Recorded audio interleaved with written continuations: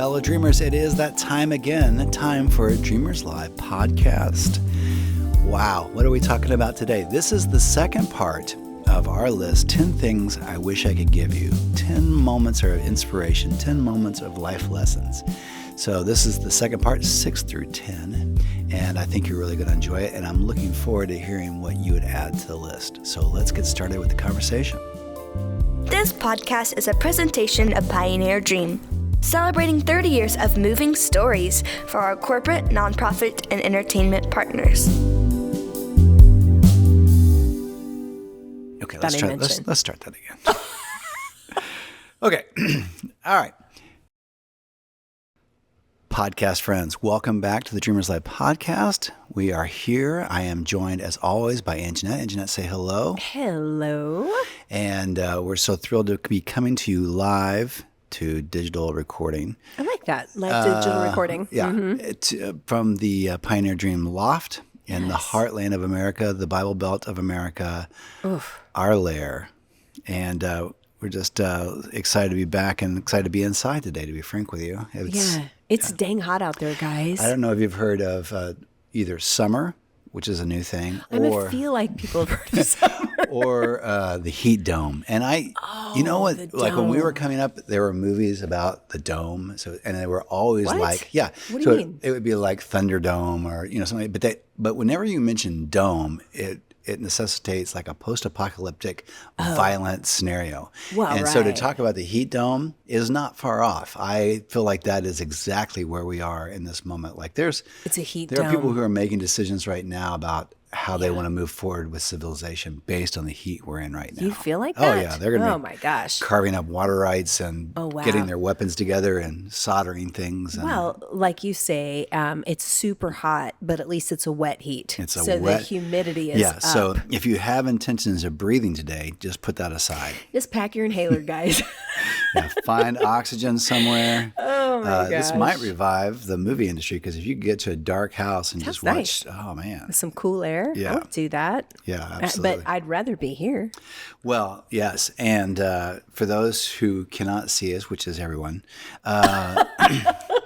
we are in the recording studio, but I have made upgrades. I noticed. It's almost like a theatrical curtain against this one back wall. You did a very nice job with that. Thank you. And it looks good. I could build a house faster than I could hang curtains. What There's took you so something, long? Well, it's just cramped. They're just nice black curtains. I know, but the hanging mechanism is just a whole What deal. happened when I walked in and saw it? You gave a big inhale. Yeah, absolutely. Hey, we have more soundproofing and it looks fashionably acceptable. I feel like I sound better. I know that's to be true. You look better. Thank you. That's because I'm hiding behind the curtain. You When and Mr. last Oz. we met, we did part 1 of a podcast, and it was called 10 Things I Wish I Could Give You. Okay. And the premise behind this podcast is sort of like a pre-nostalgia moment where you're thinking about, in our case, our daughter, thinking about what life might look like when she's living past us or without us or beyond us. And or that's whatever. where you created the term pre-nostalgia that we're still pretty sure doesn't exist. It's a warm,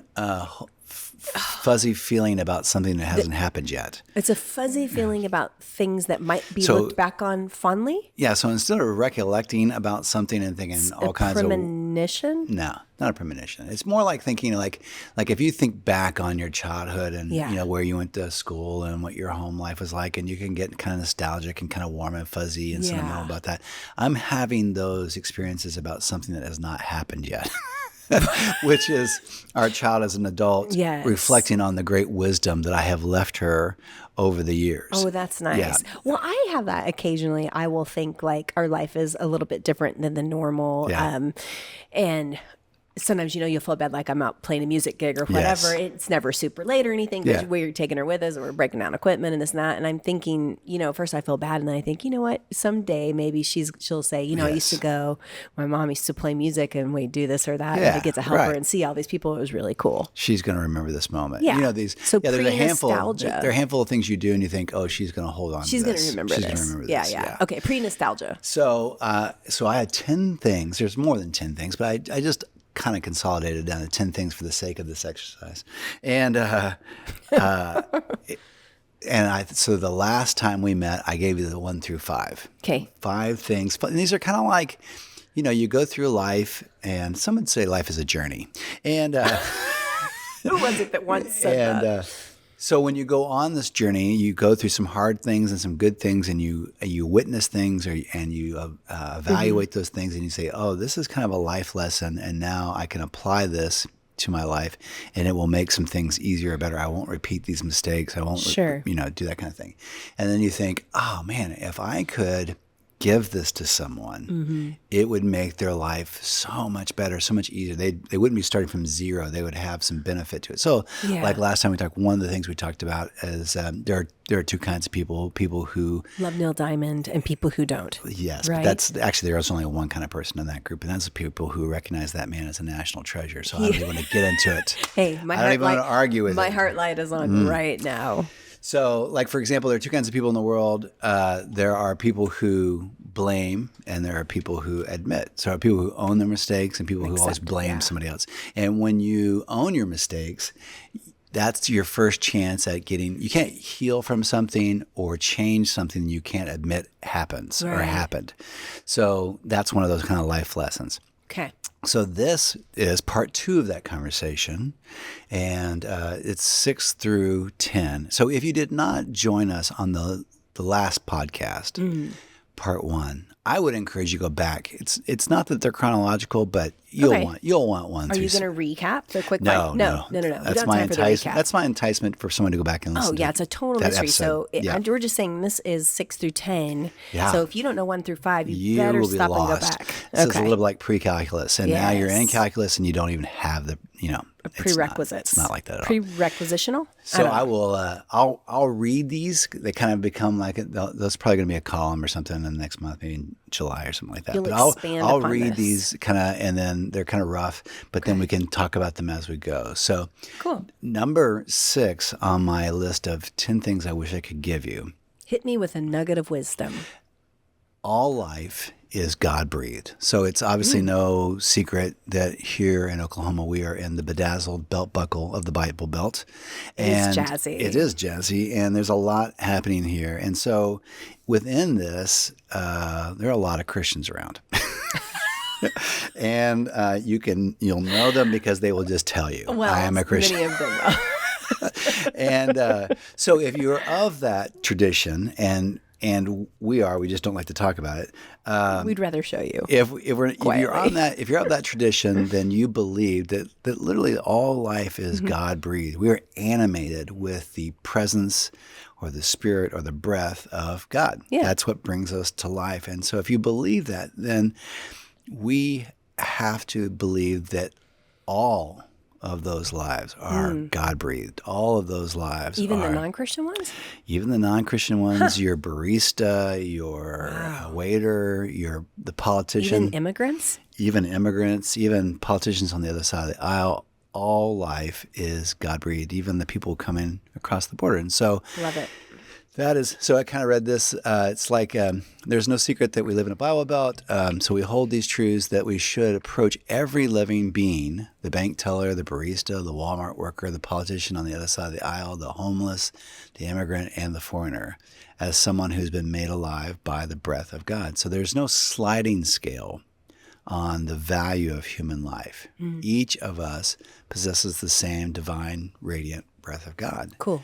So if we approach everybody with that value, if we see everybody as our own Constitution would say, as all men are created equal, all men, all women, all people, all humans are created equal regardless of your zip code, then that is the way we should approach them. So you can make legislation, and you can make policy, and you can make friendships, and you can hang out with people, and you can do whatever you want in that. But in that, we have to see and believe that everyone has this equal footing, that, as we say, that a baby born here is not more valuable than a baby born in China or in Russia or in Ukraine or in Gaza. And so when you see the barista at that level and you treat them with that level of respect, it is transformative. Yeah. And so that's a life lesson Yeah, that's cool. My brother, I think it was, said one time, and I thought this was a really great way. He says, I'm going to try to live my life in such a way that I treat everyone like they're a rock star. Yes. And I loved that. And he does. That is how he approaches it. Yeah. Shout out to Jared.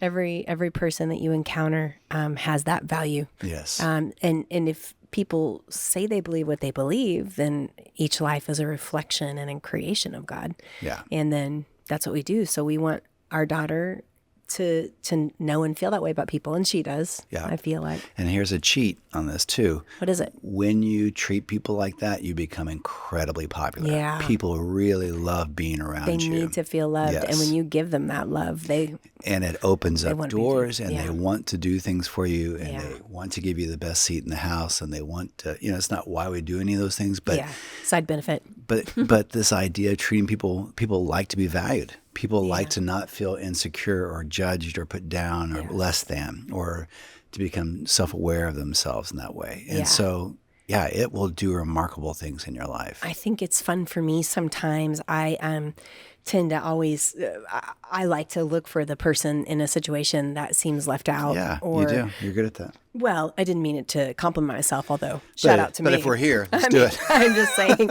I guess maybe I'm just wired that way because I will kind of see the person that doesn't get any thanks or praise, and I just want to give that to them. I want them to be recognized, and it's a cool way to live, to try to seek those people out. So I'm sure I could get better at it. I'm going to try to do better this afternoon. All right. Okay.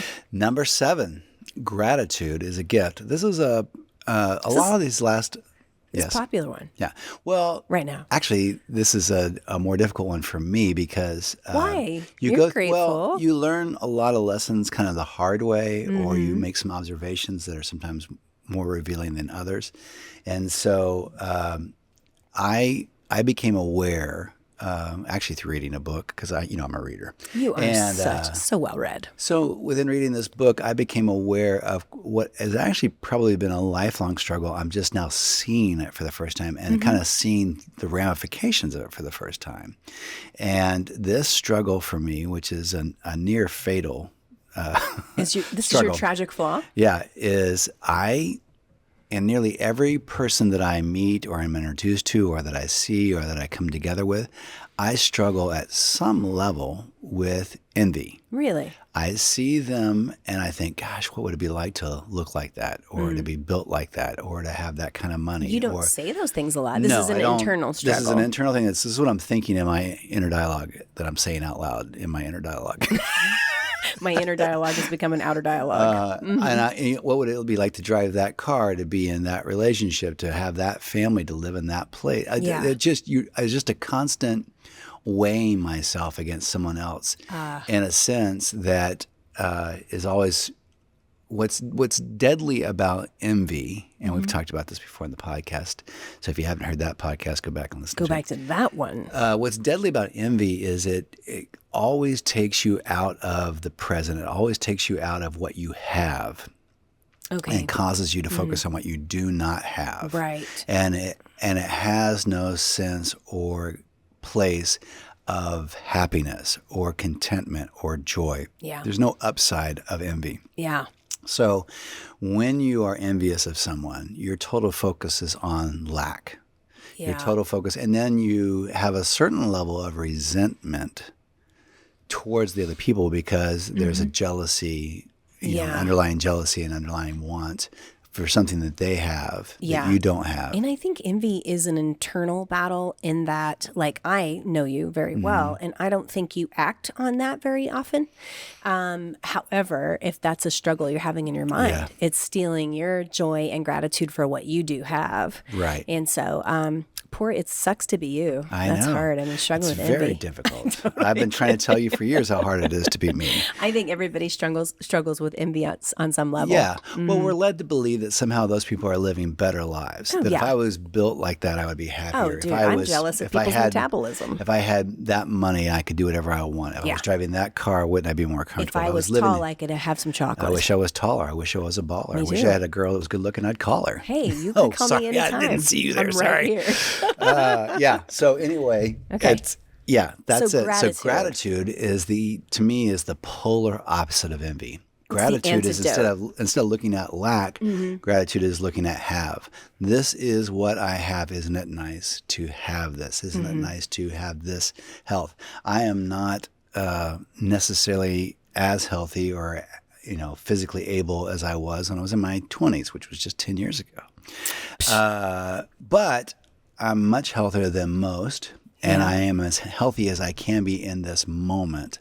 So rather than lose this moment, rather than lose this enjoyment of how healthy I am now for want of something else, I'm going to be grateful for what I have. I'm going to maximize what I have. I'm going to use my body as much as I can now so that I don't have to look back and say, well, I wish I had spent more time walking, running, exercising, being friendly, being active, going to that place, whatever it is. Yeah. And so lots of us have very real physical issues and all that kind of stuff. But if we maximize the things we do have, and then the reality of it is, once we get into gratitude, we become aware that there's so much of our lives that would be the envy of somebody else. Yeah, that's so true. They would envy your family. They will envy your income. They'll envy the country you live in, the state you live in, all these things. Your fine style. I'm saying. I know. Well, so what are some ways that people can express gratitude? Well, I think how do you do it? I think you got to do it verbally out your mouth. You got to say the words out your mouth. You got to say it. Yeah. So you can think it, which isn't bad. Yeah, it's okay. Your thought world is okay, but it's saying things out loud will then I think begin to not only speak that out into the ethos and atmosphere and everything else. It will encourage other people to do the same because gratitude is contagious. Yes. And then it will begin to rewire your brain a little bit. Yeah. Because you're making a conscious effort to recognize good instead of defaulting to lack or bad. And so it rewires your brain. Yeah. And if you get in the habit of looking for good, in the same way like last time we talked about getting in the habit of looking for the good in other people and then telling them about it, that will rewire your brain. And there is, scientifically speaking, as you know I'm wont to do, there is a direct correlation, a direct line between gratitude and happiness or joyfulness. And so, happiness might be fleeting and that kind of stuff, but joy is a deeper level of contentment, a deeper level of happiness. And the more gratitude we have, the happier we become, the more joyful we become, I should say. I think it's interesting that people refer to practicing gratitude, or maybe that's what we call it, because it's weird, and I wish it weren't this way, but as humans, we're we're wired to think on the negative. Yes. It's sort of like, right, when you get up in a day, the thoughts that come naturally are, oh, dang, it's so hot. Yes. I wish I didn't have to go to this meeting. I wish I was skinny or my pants are tight or whatever it is. Right. Those things come naturally. So the practice, I think, comes in just like you try to do the right thing and go exercise and drink your water and eat the right foods. And those things you have to practice and rewire and say, yes, it is hot. Man, I'm thankful for air conditioning. Yeah. So it's sort of like flipping and turning things.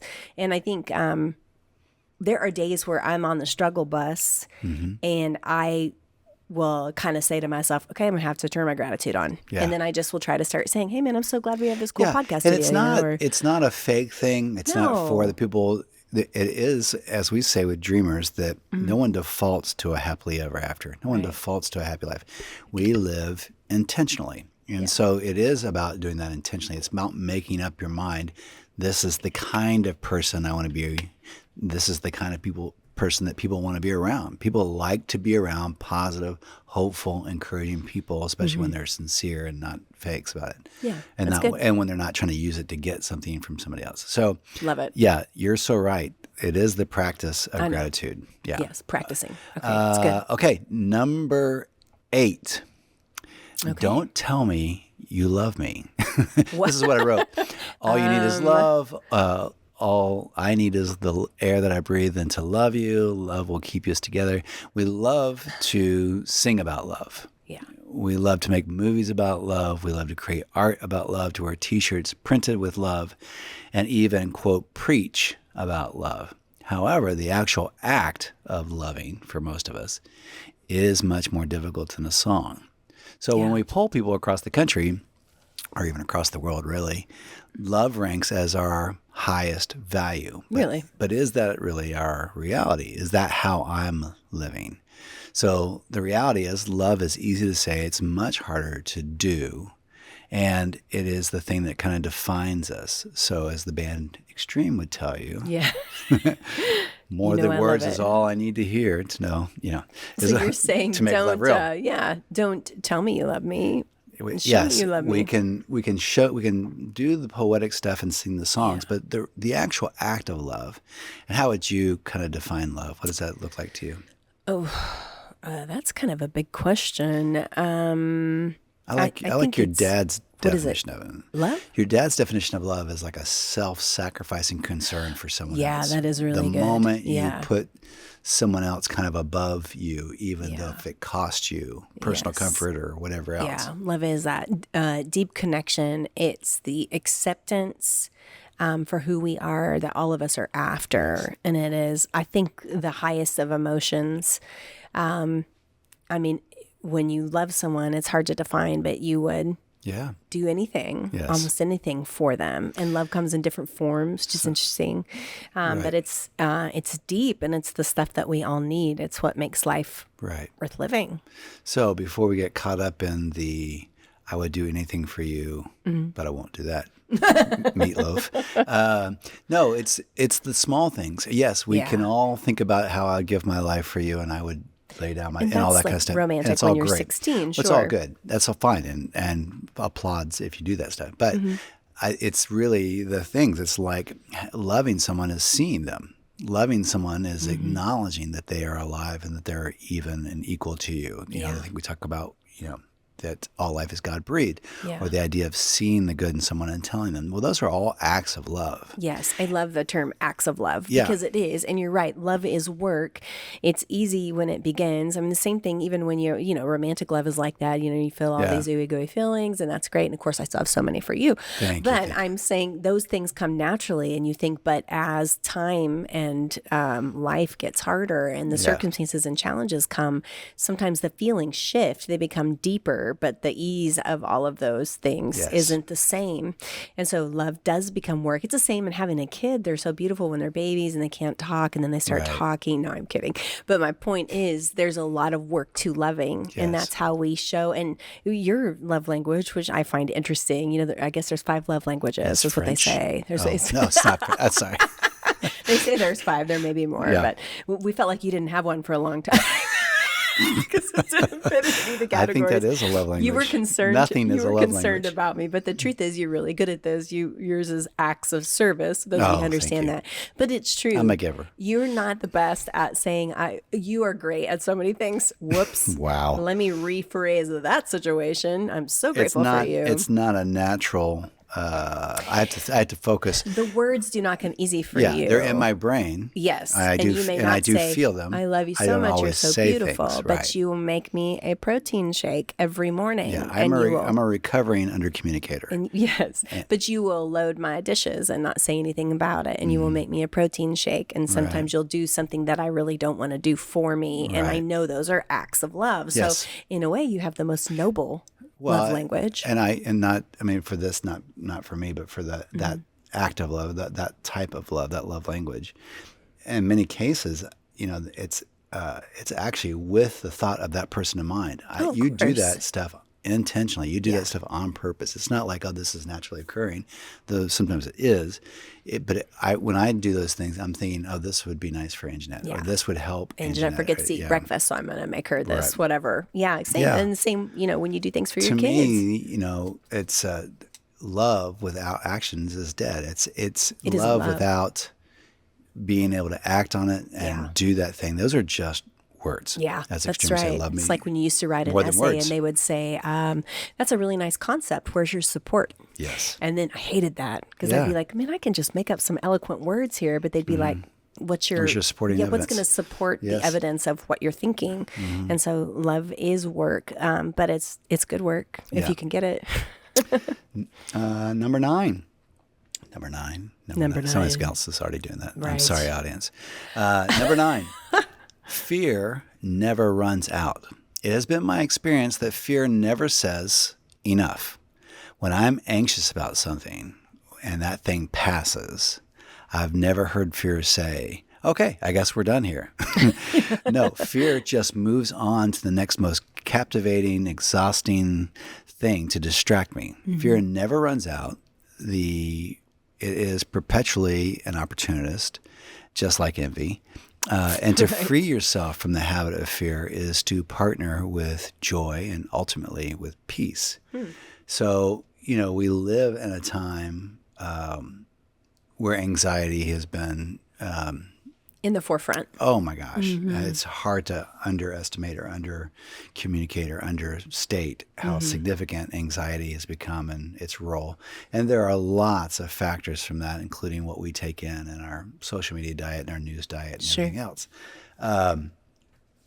But being aware of the role of fear, being aware of the role of anxiety, being aware that you are nervous about making it to, like, in my case, flying. And you and I have disagreements, differences we'll say difference of opinion about what time we should get to the airport. Oh, yeah, you're a bit of a nervous traveler. And so as we've joked about before, I've been on a lot of flights in my lifetime. Yeah. I've never missed a flight. No, and neither have I. But I always had the fear of missing a flight.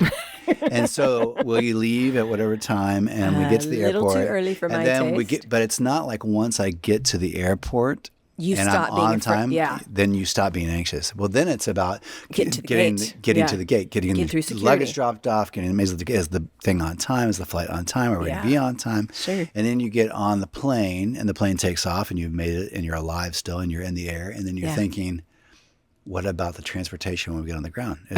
Will they actually have the car that we reserved? Will they get on the train? Will we get to the hotel on time? What's it going to be like to get all this luggage to the hotel?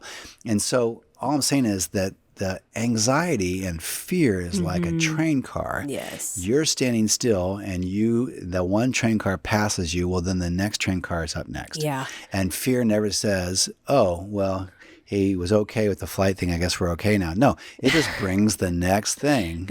We checked that off the list. Okay, here's your next thing to be afraid of. Here's your next thing to be anxious It's the about. Gift that keeps on giving, Clark. It's nonstop. But we got to get up and fight it every day, right? Yeah. And so if you can master fear and anxiety, and there's a lot of tools for that and how you do that stuff, but that is to make our partnership with joy. It's hard to be joyful when you're anxious and afraid.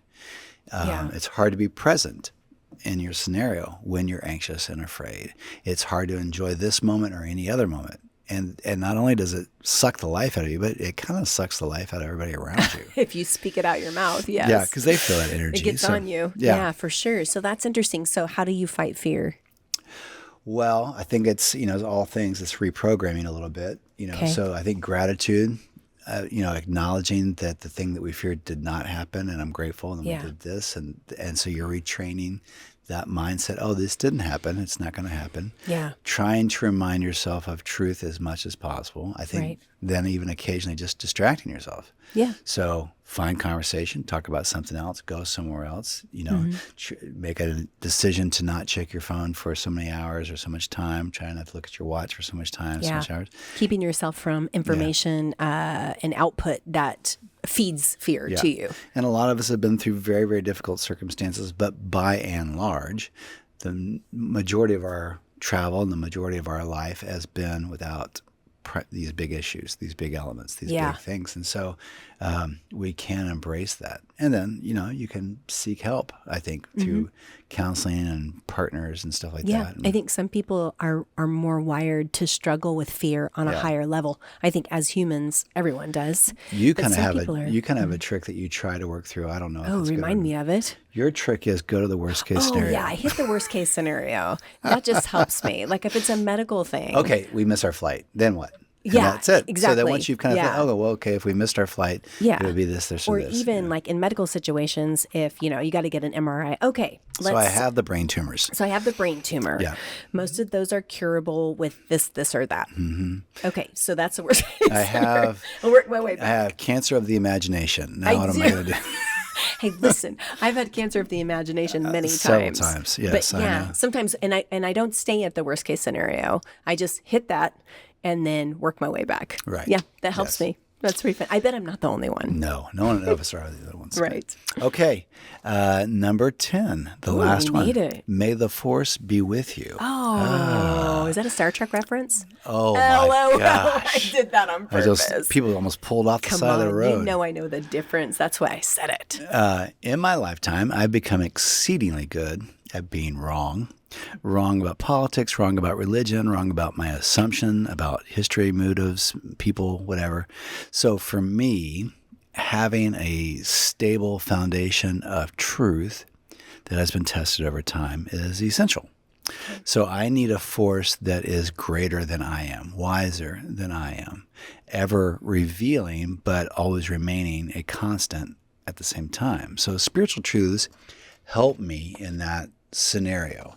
So, if you've been a part of Dreamers for any length of time, you know that we're not a spiritual podcast and we don't do that, though we are spiritual beings, and so we just have chosen to not push one thing or another for people. Although these things do come up from time to time. Yes, they do.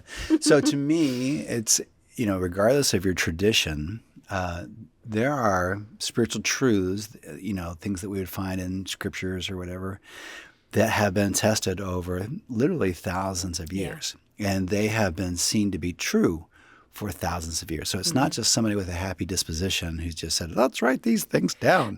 It's people going through the shit and they come up for air and they say, okay, now that I'm on the other side of this, here's what I have seen and what I've learned. And those become the basis for spiritual truths, for scriptures, for proverbs, for all those things. And so as someone who has the ability to be wrong a lot, and I am not the same person intellectually that I was at 20 or at 30. I've grown. I've seen I was wrong about things. I've changed a lot of things. I need some things that are constants, that are true, that have been considered over thousands of years, that I can kind of hold on to and add as kind of pillars in my life to go back to. So the idea of the pillar of forgiveness, the idea of the pillar of love, the idea of the value and pillar and freedom of wisdom as expressed by scriptures, the idea of being quick to listen and slow to speak, the idea of putting people on equal footing and value, all those things have been tested over thousands and thousands of years and been seen through multiple generations to be true. And the reason is because even though the times they are changing, the humanity is not. And humans have been the same since Ulysses as they are today. And we struggle in the same ways, although the circumstances are different. And those truths become a foundation, like the wise men who built this house on the rock versus things that are always changing. Shifting, moving, and changing. There are a handful of tenets that I think you and I believe separately and together that inform and shape the decisions that we make. And I'm very grateful for them. I mean, to not have that would be sort of like flying in the wind. And I'm grateful. That's one of the things I'm grateful for is that background and legacy that we've been given. And I hope that's something that we can pass on and encourage other people around us to find. And it's hard. I mean, it would be nice to be able to talk about these things without the extra baggage of, what so many of us have done to faith and the practice of faith and the abuse of faith. We've screwed it up. We've done a bad job, but that doesn't change the essential properties of that the faith. Goodness and, of that, absolutely. As we've said, I mean, it's at some level, it's the practice of this spirituality. It's the practice of this faith, which has opened my world up as opposed to closing it down. It has opened my love up for other people and compelled me to love other people. It's also the thing that has enabled me at some level to love and embrace myself, love myself enough that I could take my eyes off of myself and see other people. And that is a tremendous gift. And so it's hard when everything else, so many other parts of this have been abused, but the reality is it does have a value. It has a lasting value. So we're not pushing one practice over another or any of that kind of stuff, as much as to say that these truths in a moment of flux, in a moment that always feels like things are up and down. They'll think about anxiety or fear. Well, these truths help in that because they're a constant, because there's something bigger than me. I can go back to that truth. I can also recount times when I have employed that truth and it helped me. So that's my story. I was in this place. I employed this truth, and my situation in my life was better, and that is the story I have now. And I can go back and repeat that so that when I'm in that situation again, I can say, oh, yeah, I was in this moment, and the idea of forgiving this person and letting that go helped me, and I felt better, this, that, the other. And those things have helped countless people before us. Yes. And that brings me a lot of comfort when doubts come in. Yeah. Say, we're not the only ones who have been through this. We, there, as we said, these are scary times for a lot of people in a lot of places. The world has been through scary times before, and the fact that these people went through that and held on to this, and in that moment it was seen to be valuable and worthy of use, that is encouraging to me. And also to know that other people have been through hard times and the world continued on and we lived through it. Okay, well, that's where we are now. Yeah. I don't know what the next 10 years will be or 20 or whatever. Right. I don't know where we're headed next. I just know that the world has been through bad places before. And actually it came through and things got better and can get better. Yeah. And that's my hope in the process. Mine too. Yeah. That's good. Well, it can't be your hope because it's my hope. Can we share the hope? I guess. That's kind of rude. Whatever. I mean, share it to me. That is 10 things I wish I could give you. That's a good list. You probably have your own list, dreamers. And gosh, we would really love to hear the things that are on your list. Maybe there's just one thing. Yeah, what would you add to the list? Yeah. Or if do you were have going your to own? give something to someone, what would it be? Maybe like, gospel things like don't swim in 30 minutes after you've eaten. So that's you're a lifeguard, a former lifeguard. Yeah. So is that true? Like I think you couldn't get a cramp? No, they were just trying to make room for people in the pool. It's never. I don't know that any of that's ever. It's like don't smoke when you're swimming. I mean, whose rule is that? I mean, that seems logical because the cigarette's going to go out anyway, right? So you have something on your list. What would you add? If you're responsible for adding one thing to a list of things you wish you could impart to other people, funny or real or whatever, text us. Let us know. Email us, text us, message us on these, and let us know the thing you would add to this conversation. What's on your list? And you also might consider, if you're feeling very reflective, why don't you make a list that you'd love your kids or a friend to have or somebody that you could share with. You can either do the one and text it to us or make your own list. Or get together with, this is a great cocktail party. Get together with a cocktail party or a coffee group or something like that and explain the premise of this. We're going to all write down one thing to add to a list that we want to give the next generation. Oh, that's a great party idea, What's the thing you would add? Do that and just see where that thing goes. Yeah. It'll be well worth the conversation. You'll learn more about it. Lemonade in the list. Something like that. Something like that. I can't think of a cocktail that starts with L right now. So anyway. We'll work on that out. We'll take your answer off here. Let's workshop that and we'll get back to everybody. Dreamers, we always love being with you. We always appreciate these conversations and appreciate that you take time to be part of it with us. We love hearing from you, either in person. That's in person? Inappropriate. I don't know. Anyway, guys. Anyway, we're so grateful to have these conversations with you guys, and we're looking forward to the next one. And until then, please like this podcast. I hate saying these things, but it's so important. You've got to say it. But we do. We need you guys to share the podcast and tell can't change the entire world if you don't share the podcast. Yeah. So share the podcast, like the podcast, and then send us your list and tell us about your cocktail party of 10 things you wish you could give someone. I love it. We look forward to hearing from you guys. Peace out. Thanks for listening. We'd love it if you would like and subscribe to the podcast and then share it with the people you know. We want to include as many people as possible in the conversation. Also, be sure to check out our Got a Minute Mini podcast, which pairs funny stories with original music all in about 15 minutes. Thanks! This has been a production of Pioneer Dream.